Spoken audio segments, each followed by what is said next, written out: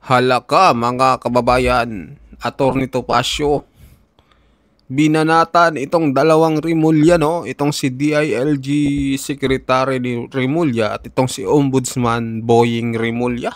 At tinawag niya itong King Koy, mga kababayan.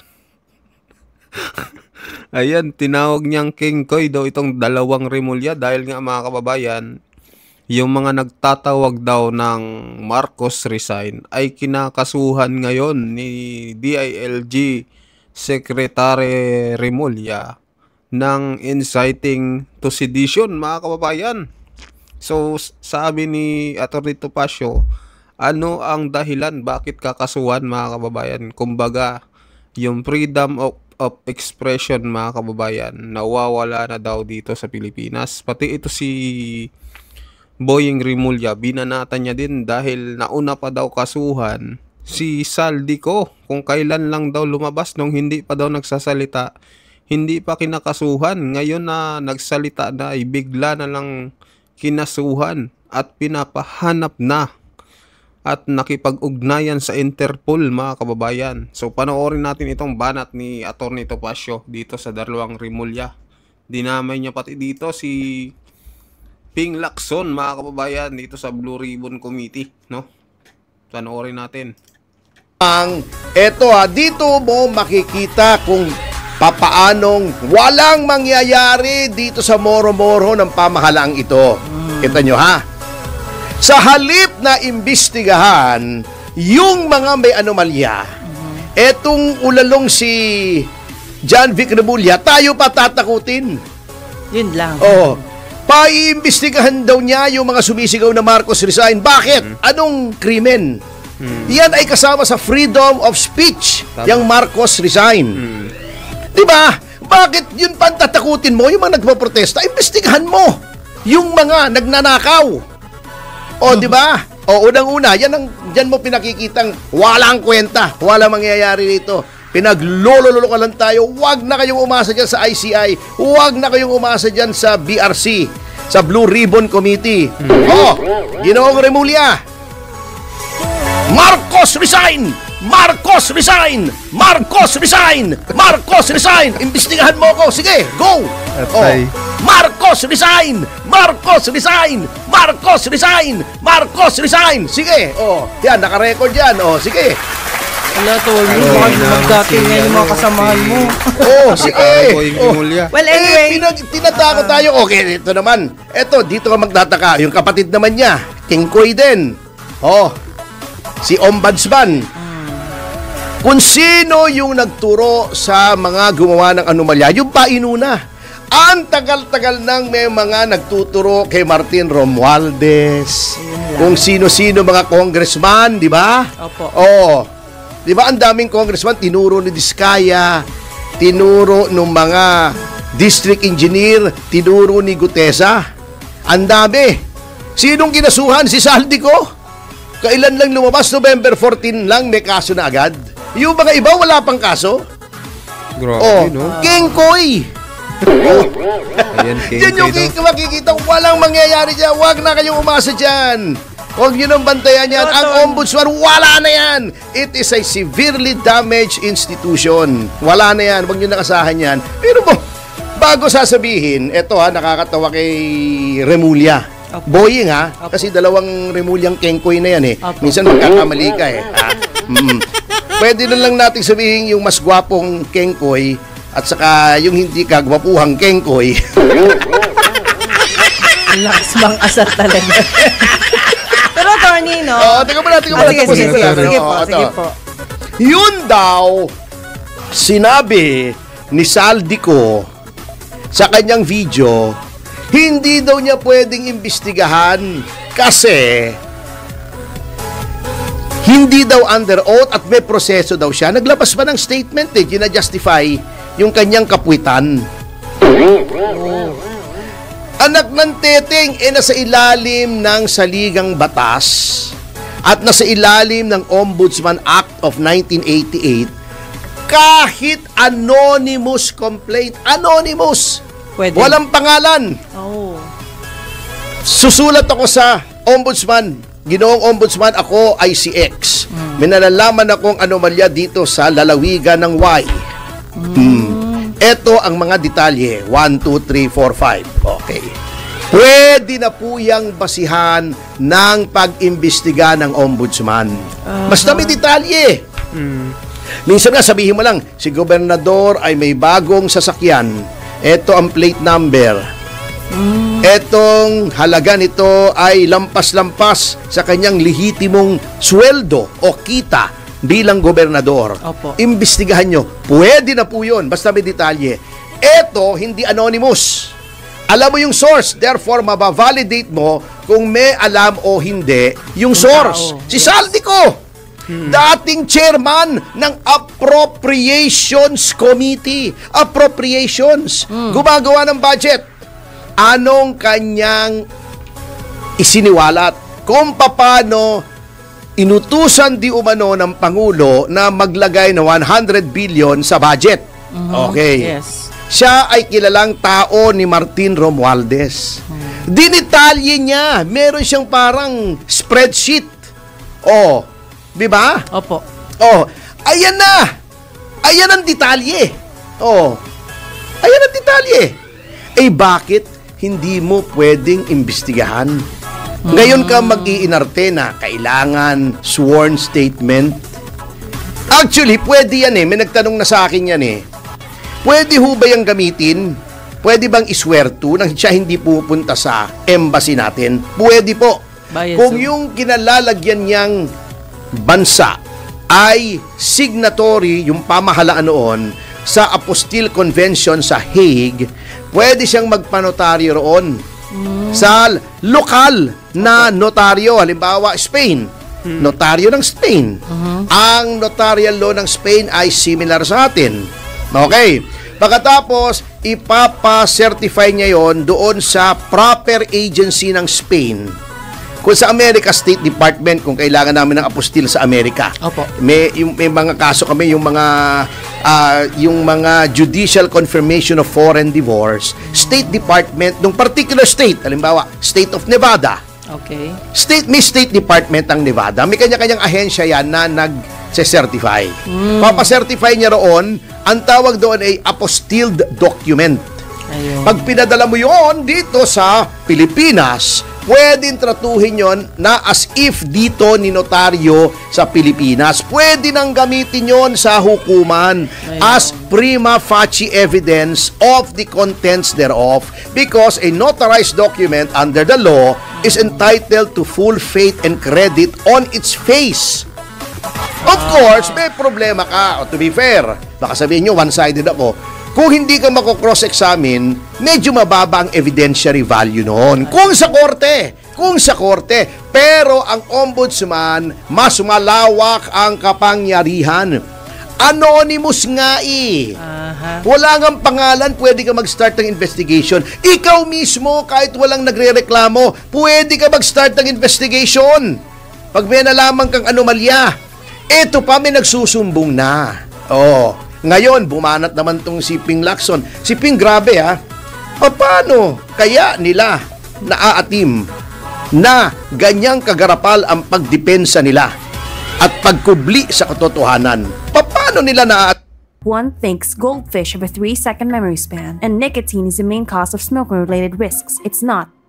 Kaya daw lumabas sa video si Saldico kasi hindi pinahintulutang mag-testify sa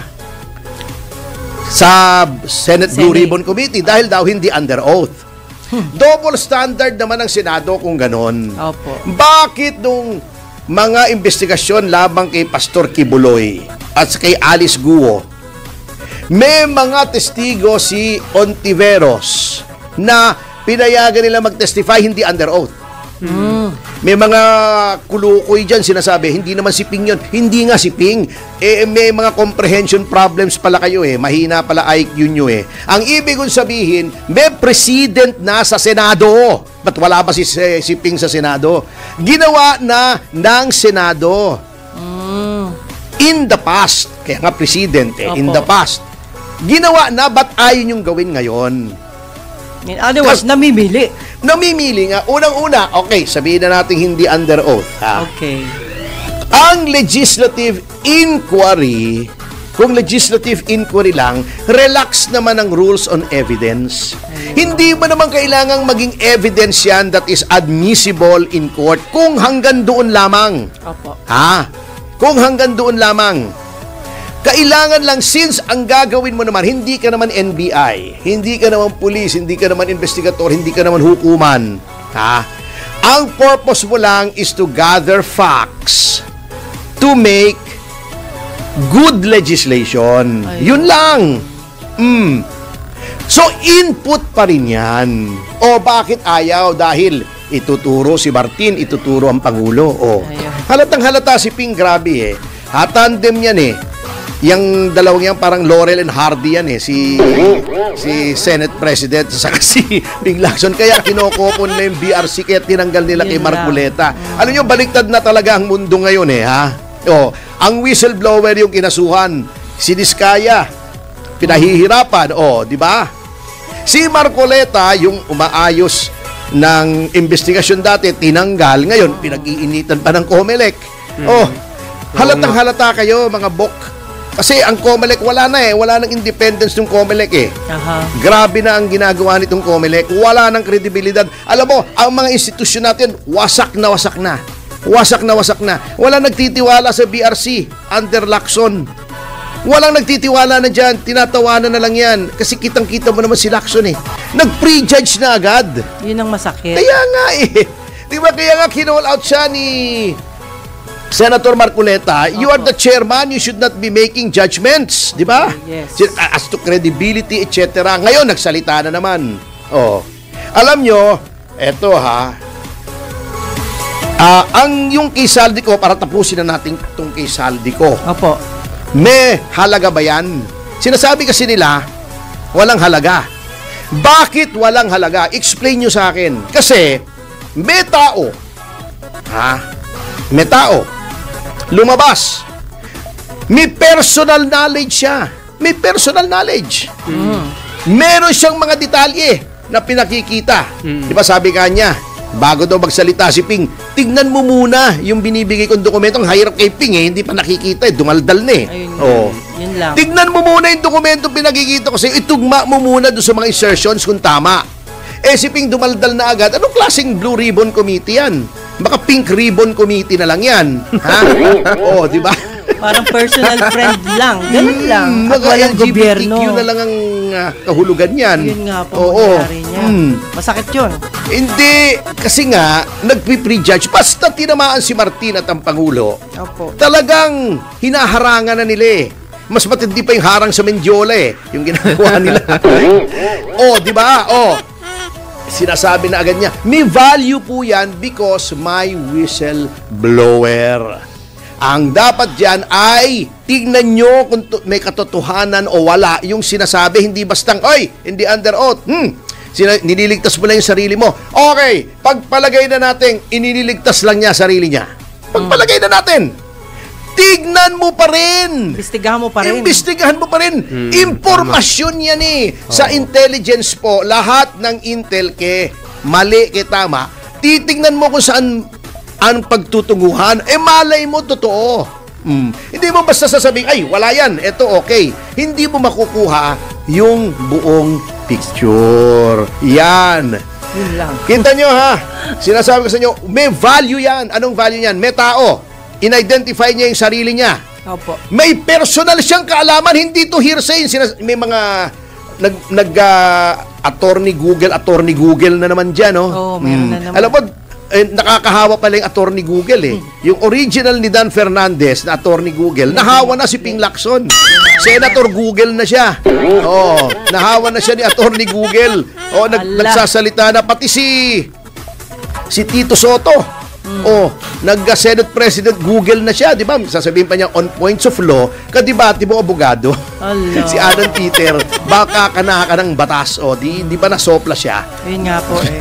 Anyway, tignan nyo kasi may lumabas na tao, may detalye. Hinarap niya yung mukha niya. Sinasabi niya, ganito, ganon. Work today is broken. We're all working in too many disconnected apps, and it's killing team productivity. Tignan ninyo, hindi yung sasabihin nyo, basta tugma doon sa narrative nyo na hanggang kay Saldico lang yan, yun lang ang paniniwalaan nyo. Pag lumalampas na kay Saldico, ayaw nyo ng paniwalaan. So, may tao, may personal knowledge. Sinabi niya yung personal knowledge niya, meron siyang mga yung mga yung mga ebidensya to corroborate yung sinasabi niya. Credible yan. Kahit hindi under oath yan, may tungkulin ang ombudsman, may tungkulin ng Blue Ribbon. Tingnan yan kung saan ang pagtutunguhan yan. Yun. Ganon din yung kay Aimee na sinabi doon sa rally. Yan ang problema kasi. Basta hindi tugma sa narrative nila, incredible yan. Ang tindi nitong gobyernong ito, mas gusto pa nila ng kasinungalingan kesa sa katotohanan. Hindi po ganon. Paanong maniniwala ang taong bayan sa inyo kung ganyan kayo? Ang nangyari kasi parang ganito sasabihin nila, paanong masasangkot si Pangulong Marcos dyan? Siya nga ang nag-blow ng whistle. Hindi po yun unusual. Di ba nakikita natin sa mga ibang pangyayari, may gumawa ng krimen, pagkatapos siya pa yung tumawag ng pulis, nagturo siya ng iba, ipi-frame up niya. Ganun po yun pag ikaw ay may danger na mahuli ka sapagkat sa sunod-sunod na pagbagyo, yung ibinida mong 5,500 flood control projects ay nadiskubreng walay pala. Naging mukhang ghost project mapuputokan pala. ako. Mukhang siya nasisisi, di ba? Siya ang Opo. pinagtatawanan. Nag-umpisa yan dyan Ayun, Never mind yung conjecture na isinumbong sa kanya ng State Department o kung anong ek-ek ni Guanzon dyan. Na ito puro haka-haka lang naman yun Opo. Ito ang facts. In-announce niya nung nakaraang SONA na may 5,500 flood control projects. Natatandaan po ninyo yun, mga kababayan. Natatandaan mo yun, Manang Juby? Yes po. Natatandaan Diba? namin. Okay. After a week or so, bumaha. Kasi bumagyo. Sunod-sunod na bagyo. Parang pinarusahan. Oo, parang finak-check siya ng fact langit. check. Oo, ganun di ba? nangyari. So sabi niya, eto na yung new normal. Dapat climate change, ek, di ba? Opo, Nagpapalusot na siya. Okay. Sinisisi na. Tuloy-tuloy ang pagbaha. Di ba? Lagi siyang niloloko. O nasaan yung 5,500 flood control projects? Inisa-isa. Nawawala. Doon nagkakagulo na. Inunahan na niya para hindi siya masisi. Sinabi niya, mahiya naman kayo. Wala pala yung flood control projects. Yun, and then, eto pa paano mo sasabihin na si Marcos ang nag-blow ng whistle dyan sa insertion na yan? Pagkatapos noong lumabas yung GAA, si Pangulong Duterte sinabi na may mga blanco rito. Ayun. Kami, sinabi na namin may Nauna mga pa. insertion dito. Nagdemanda kami, pinanindigan namin. We Ayun. put our money where our mouths are. Pumunta kami sa ombudsman, sinabi namin, demanda nyo si Martin, demanda nyo si Saldi, demanda nyo itong mga congressmen na to. Sapagkat nag-insert sila. What happened? Wala namang nangyari. May pumunta pa sa Supreme Court. Nag-hearing pa dyan sa insertion, di ba ga? O pagkatapos sasabihin niya siya ang nag-blow ng whistle. Iba nag-blow ng whistle, naipit na lang siya. Ayun. Anyway, sa pagbabalik po ng Yes Yoto Pasio ay ipagpapatuloy po natin ang ating pag-aaral at magbabalik po tayo pagkatapos ng mga commercial. So ayun mga kababayan, ano masasabi niyo dito sa banat ni Attorney Topacio dito ko sa dalawang ombudsman at dito kay Ombudsman Remulla at kay DILG Secretary Remulla at dito din po sa patungkol sa pagkaso sa mga tumatawag ng Marcos resign at dito kay Saldico at marami pang iba. Anong opinion nyo mga kababayan? Anong pahayag nyo? Mag-comment kayo, mag-like at mag-subscribe sa ating video at sa mga bago dyan, pa-subscribe po ng ating YouTube channel. Maraming salamat po mga kababayan.